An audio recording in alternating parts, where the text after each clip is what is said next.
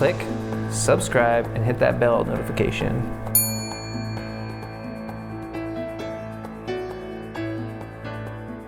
Second Samuel chapter 4.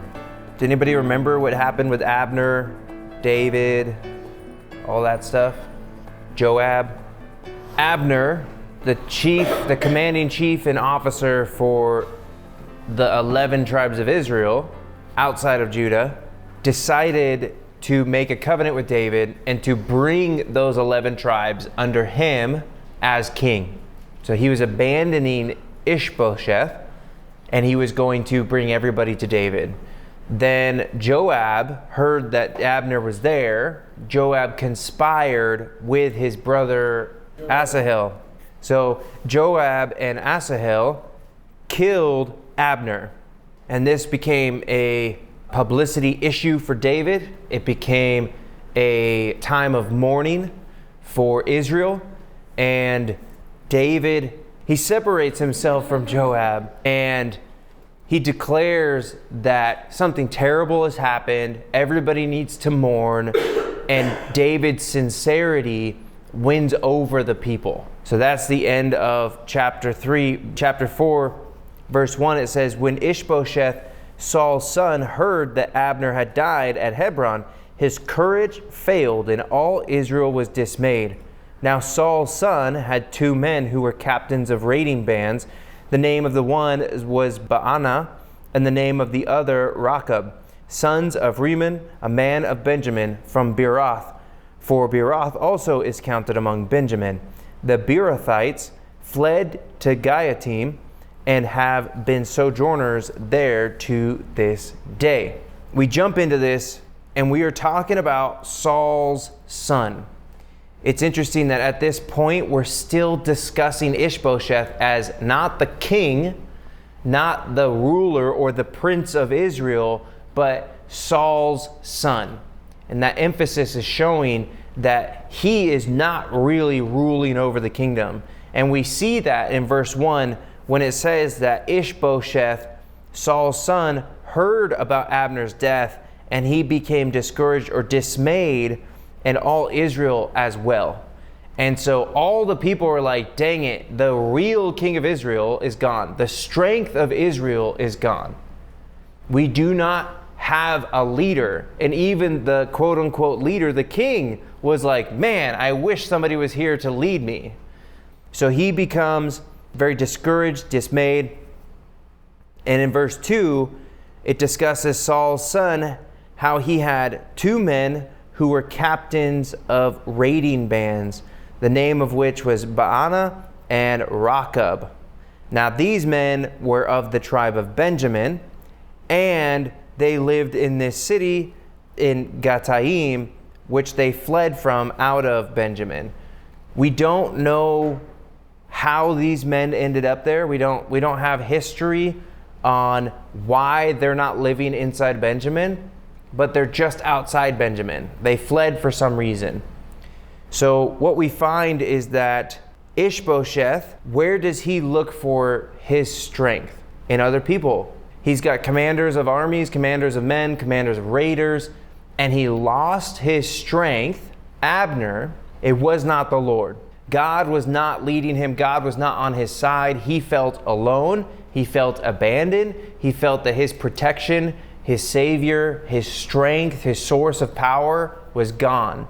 And then we have the introduction of these other men who are under him, that he's supposed to be their source of strength and protection. But in fact, these men are going to become a problem.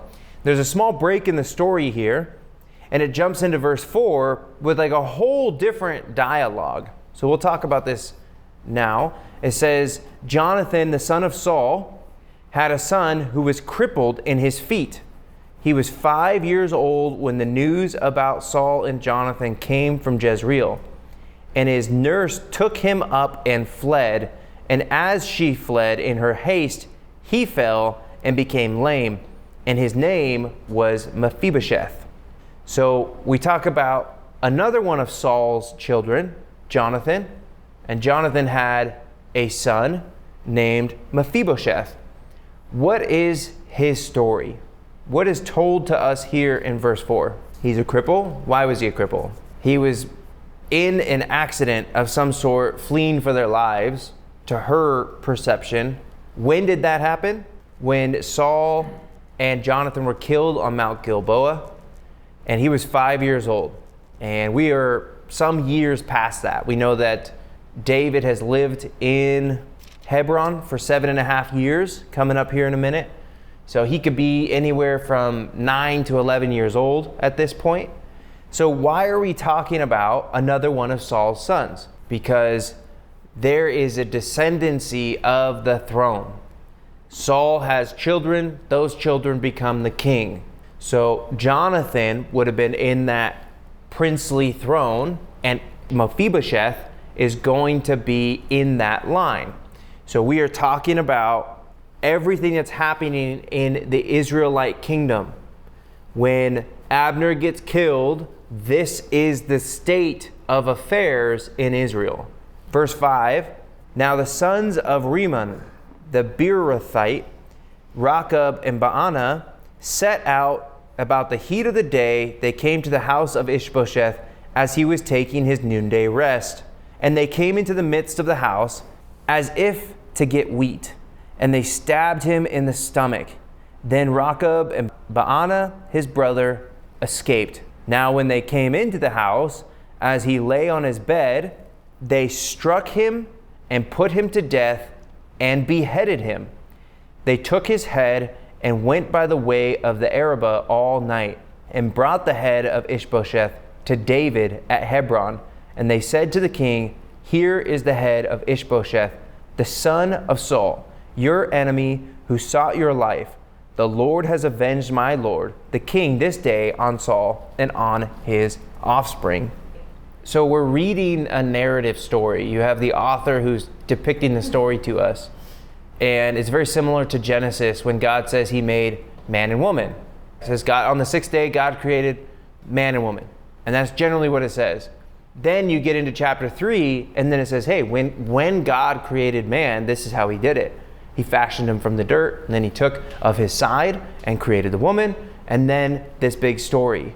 It becomes much more elaborate in chapter 3 and very mundane in chapter 2, because the depiction is day 1 through day 7. Then in chapter 3 you get, let's discuss this a little more.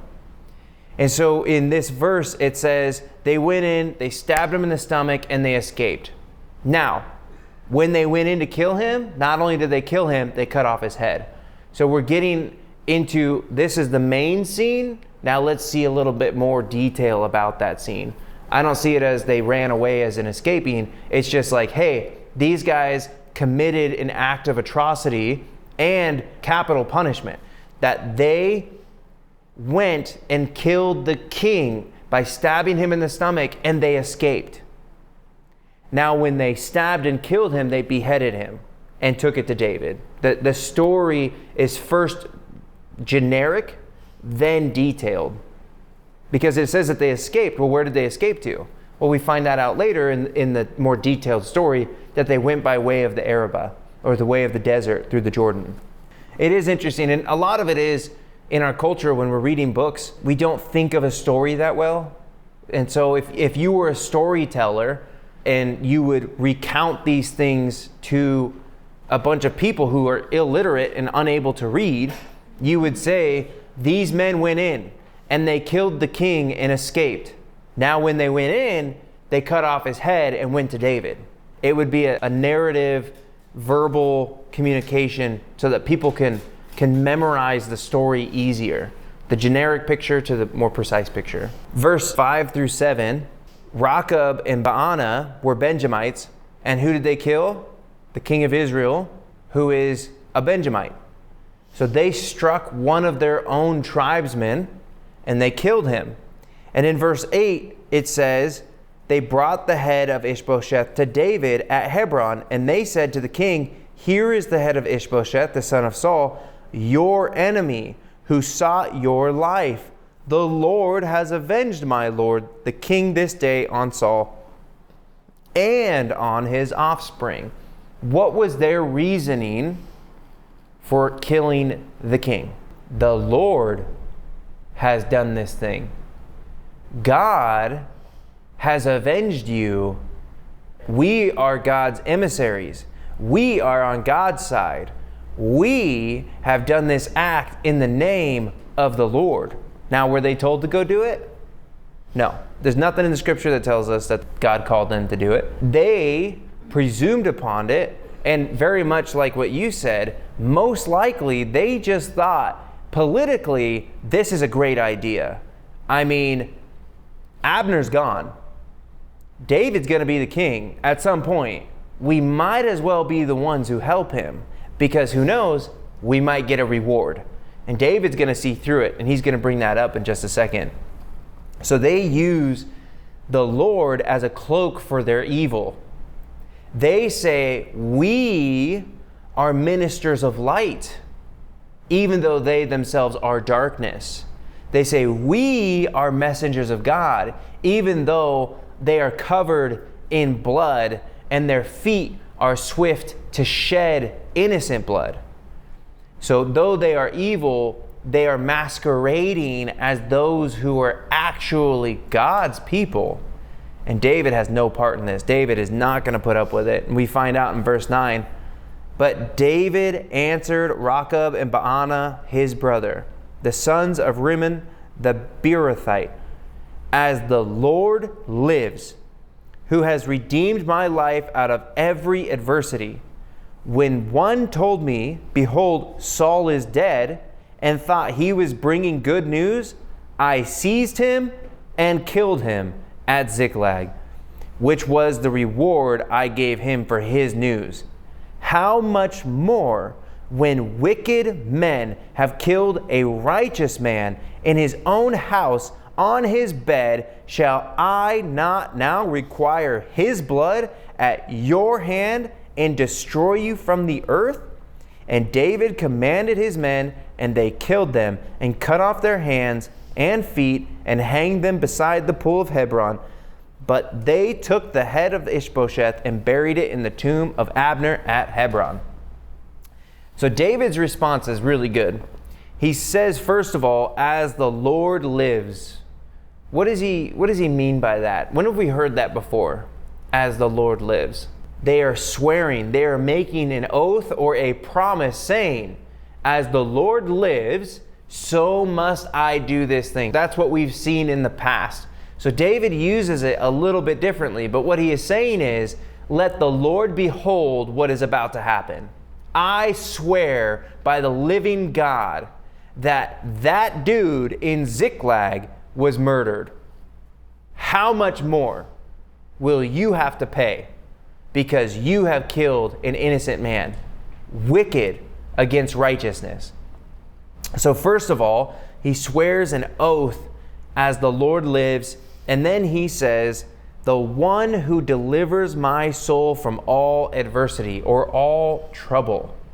So these guys came to him and said, David, we have done you a great favor. And what does David say in return? The Lord has always helped me. No man is needed. God has always delivered me, not by human hands. My strength is not from you. My strength is from the Lord.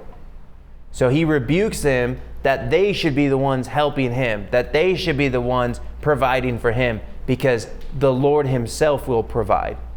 The Lord himself will take care of it. And then he says, the last time somebody thought they were bringing me good news, do you know what I did to them? I killed them. And then he gets to the climax and he says, how much more you wicked men who have shed innocent blood, how much more should I make you pay for what you have done? And then in verse 12, he cuts off their hands and feet, and then he hangs their bodies up for everybody to see. What is he doing by doing that? Why would he cut off their hands and feet? What did they do with their hands? They shed innocent blood with their hands. What did they do with their feet? They were swift in enacting wicked plans. It says in Proverbs 6:16 through 19 that God hates these things. These things are an abomination to the Lord. It says a haughty look, and hands that shed innocent blood, and feet that are swift to do wickedness. There's some other things in there. I think there's 7 things. So hands and feet are a representation of the actions that people take. The plans that they scheme are schemed in their feet. Those are plans that are enacted in traveling the distance, and their hands carry the idea of executing that plan in wickedness. And it says God hates those things. So David sees clearly that this was unjust. Ishbosheth was not deserving of death. There was no capital crime that he had committed. He was instituted as the king under royal law. Everybody agreed to it. He didn't set himself up in defiance of the people. He did no evil act against the people. He was an innocent man, and David goes so far to say, a righteous man. And yet these men presumed that they could kill him.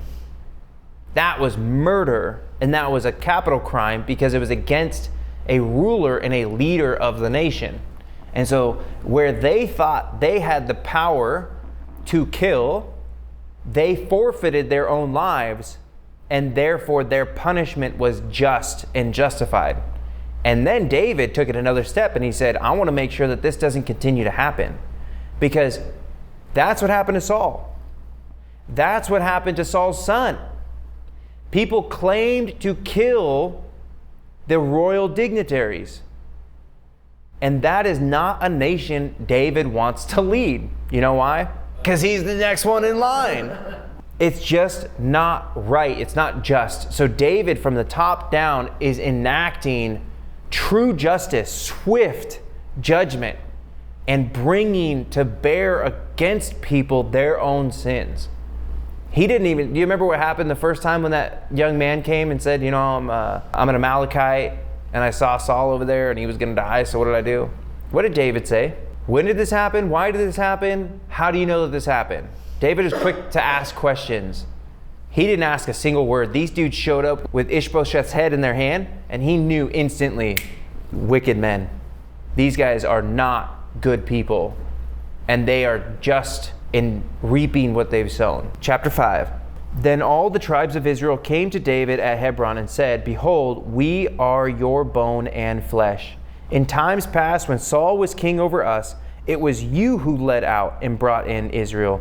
And the Lord said to you, You shall be shepherd of my people Israel, and you shall be prince over Israel. So all the elders of Israel came to the king at Hebron. And King David made a covenant with them at Hebron before the Lord, and they anointed David king over Israel. David was 30 years old when he began to reign, and he reigned 40 years.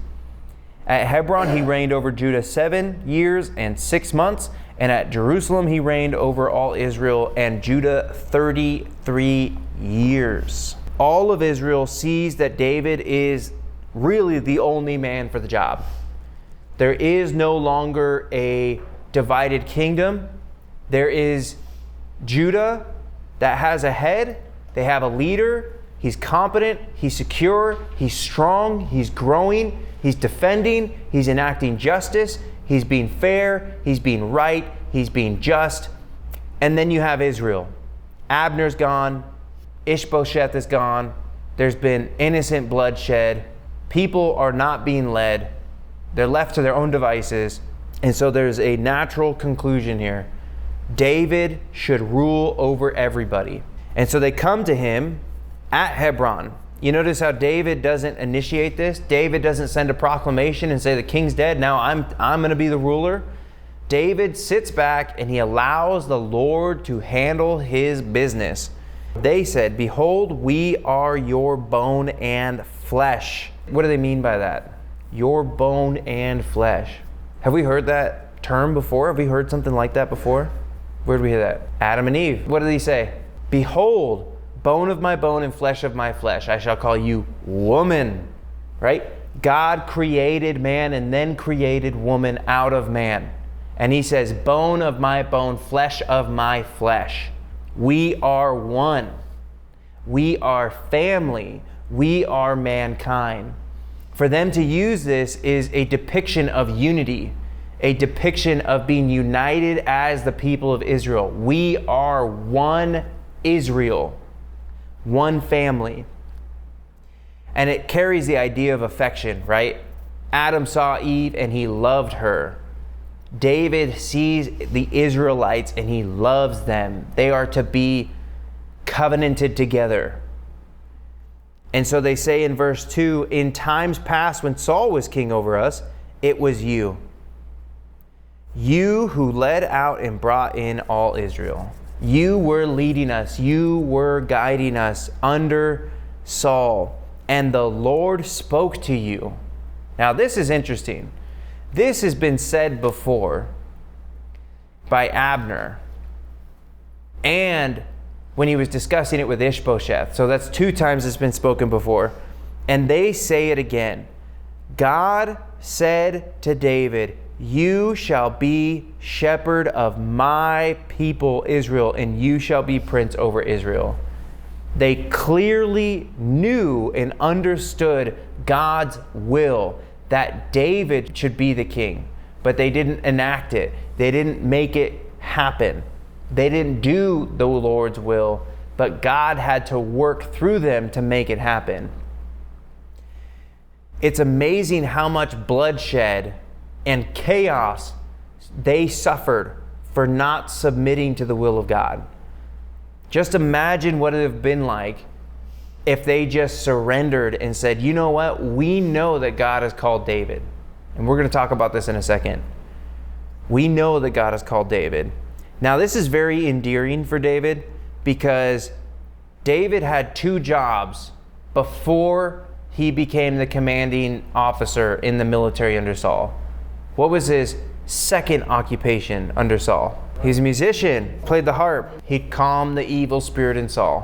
What was his first occupation? A shepherd, tending to the sheep. And when God said, hey, Mr. Shepherd Boy, I want to make you the shepherd of my sheep. Imagine whatever you do for a living, the thing that you're best at, that you do naturally, and imagine a billionaire coming to you and saying, that thing that you do, I want you to do for me. I trust you enough to do this for me and my things. The ones that are important to me, I will give to you. And David, as a shepherd, recognizes the value of the sheep and the necessity of taking care of them and protecting them and guiding them and leading them and loving them and healing their wounds and picking them up out of the dirt and sometimes breaking their leg because sheep need to get broken sometimes.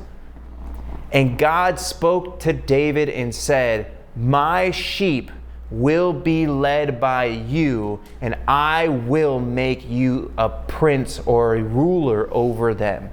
And all of the people come to David and say, we know that you are our shepherd.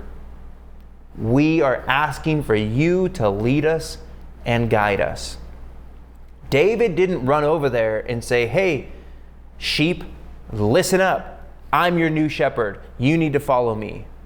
They heard God's voice and decided to follow the shepherd willingly. They surrendered their sovereign rulership so that David could rule over them and that he would have the authority, the strength, and the wisdom to guide them, just like we do with Christ.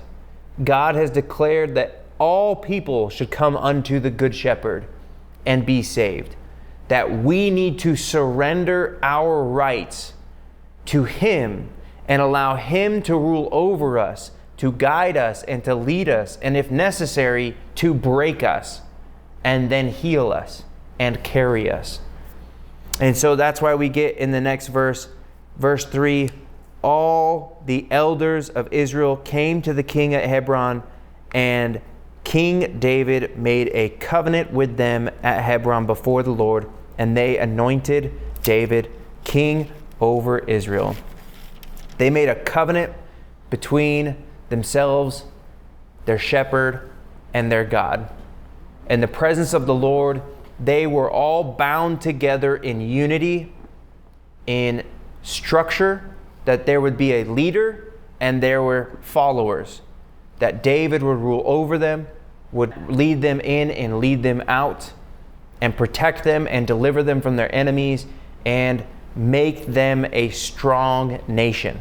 Verse 4, David was 30 years old when he began to reign, and he reigned 40 years. So how old was he when he died? 70 years old. You ever hear how like people are like, oh man, the average age in history, the average age is like 30 years old. Most people died when they're 30. The Bible has a lot of people who live when they're really, really old. So he lived 70 years. He was 30 years old when he became king. Could you imagine being the president of the United States at 30 years old? It's just the amount of weight, the amount of stress, the required shoulders to carry the government, the wisdom required to do the job properly. It's a scary, scary thing.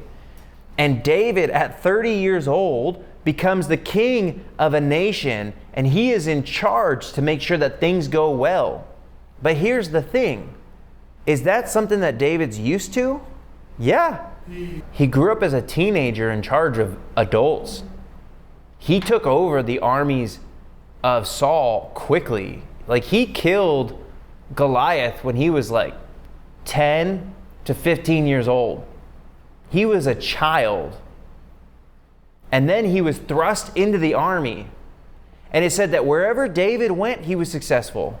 David kills his 10,000s. Do you remember hearing that?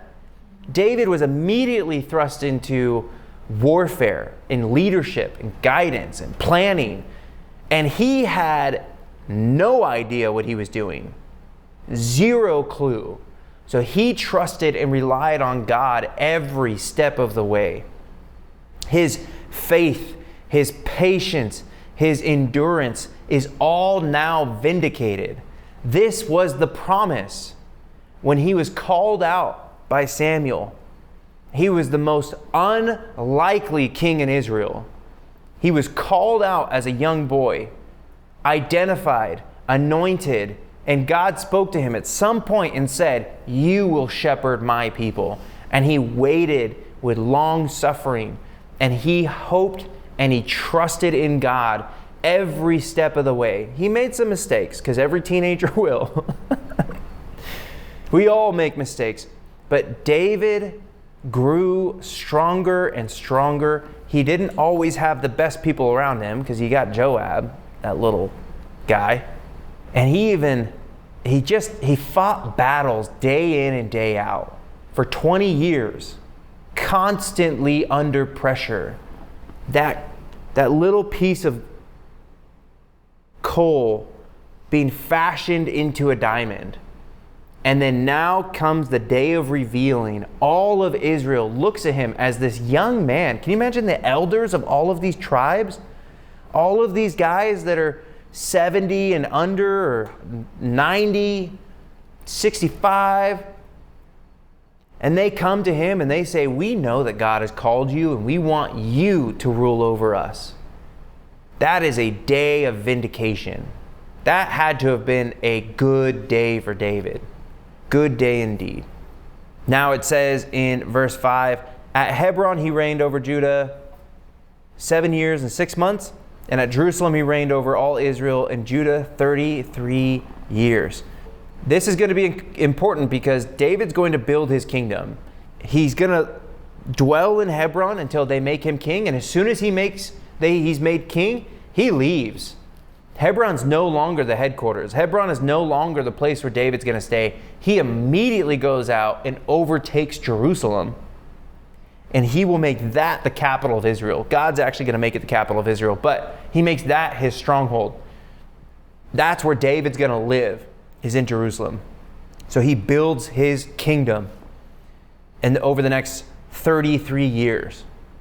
7.5 years fighting in Judah, this little tribe, I guess, little village. Any questions? All right, next week we will get into verses 6 and the rest. It kind of changes topics a little bit there. So let's talk about application. What application do you guys see in this story? God's timing, right? So what if Saul had surrendered? What if David, instead of going and running for his life and dealing with what he dealt with, what if Saul had immediately just said, you know what, God, you're right, I surrender. David will be the king. What would have happened? David would have had a lot of political issues. Saul would have had a lot of people on his side, and Saul would have to try to convince people to go to David. There would be division in the camp. There'd be division in the kingdom. David would be safe and Saul wouldn't be safe. People would side with David and they wouldn't side with Saul, and so on and so forth. There's no human way that if Saul surrendered, this would have gone well. What about Abner? What if Abner had succeeded in trying to bring all the people over? It would have been the same issues with Ishbosheth and Abner. What about Joab and Abner? How would you have two commanders of the army? All of these issues. I mean, I could imagine David sitting there thinking, okay, if I play the chessboard this way, what's going to happen? And he's playing over and over and over and over, and he's seen all the pawns and the pieces shaping up, and he's, no matter what, it is going to be sheer bloodshed. It is going to be catastrophic political chaos. But God stepped in his time and just wiped the board. David didn't even play. David waited. David was patient. He goes, God, do I go to Judah? And he's like, go to Judah. When he gets to Judah, people are like, we're going to make you king. And he's like, okay. And then the people come, they have this meeting, and they say, will you surrender to David? No. Will you surrender to Ishbosheth? No. Okay, so they fight. David's like, well, I guess we're fighting now. And then Abner and Joab. Abner was going to come over. David's like, let's do it. Let's make a covenant. Let's just clear this out. Joab kills him. Ishbosheth gets killed. Those guys kill him and deliver him to David. There's now no pieces restraining David from the throne. And there's also no political upheaval. David did not enact power on his own. They came to him because that was God paving the road, knocking down the trees, moving the shrubs, and David just walked right into the throne. He didn't even ask for it. It just happened in God's time. What else? Consistency. David knows that leadership, rulership, guidance, a good life is established with consistency. That the key to David's success is to consistently be God's man doing God's will. Even when he fails, he is quick to repent, to get back on the path of consistency and move forward. He's consistent in displaying justice, consistent with wisdom, consistent with his judgments with the men, with the people. His life is consistent. Even though he moves around and the scenes around him change, it's as if his employer is changing, his work is changing. He himself remains to be the same from beginning to end. David never really changes all that much. He makes some bad judgment calls and kind of doesn't do some good things, but he remains merciful. He remains just. He remains forgiving. That will be the character that sustains him through his kingdom so that he can rule on the throne for 30 years. Okay, 1 Peter chapter 2, verse 16. Live as people who are free, not using your freedom as a cover-up for evil, but living as servants of God. Now, this is a concept that is overlooked in the church quite a bit because of hyper grace. What does grace mean? Getting something we don't deserve. Something positive that we didn't earn We didn't work for, it was just given to us. When we talk about God's grace, people take it to like a really, really far outside concept where you can do no wrong. God is always on your side. There is no such thing as sin. And so when you have that concept of grace that says, let me sin so grace can abound more and more. This was an accusation against Paul. Paul says, are you kidding me? How can you continue to sin when you died? How can a dead person live in sin? But hyper grace is abused. It says, if I get drunk and I do these things, God will forgive me. So therefore, I'm justified in doing them. I can commit acts of sin so that God can be shown as being forgiving. It is a moral flaw. It is ridiculous, but this is what those men did against Ishbosheth. God swore vengeance against Saul, that his family should be destroyed. Why don't we go kill Ishbosheth so that we can take his head to David? They were covering up their evil as a cloak with goodness. And this was the call from Peter to the Christians. We are free, but don't use your freedom to cloak evil. This is where people say alcohol's not that bad. I can drink alcohol. I know my freedom as a Christian. And then they get drunk. They're cloaking themselves with their freedom. In reality, they're just trying to cover up evil.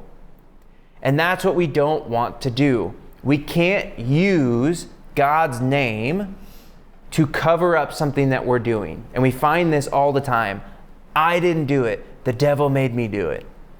God said it's okay, and then they do some crazy thing. This is extremely heartbreaking when people say, God told me that that person should be my new husband, my new wife, even though I'm already married, but God told me that person I should marry. So I'm going to get a divorce, which is extremely clear in the Bible as being bad. God hates divorce. I don't think there's anything in the Bible more clear than that statement. God hates divorce. But God also told me to go do this thing over here. No. See, you're cloaking your evil by using God's name. And we can't do that. We have to adhere to the scriptures and live a life of real freedom, not trying to cover up and justify ourselves with God's word or God's name. We need to be real saints, not just saints in word. All right, come back next week for 2 Samuel chapter 5, Making of a Kingdom. It's gonna be a good one. Come enjoy it.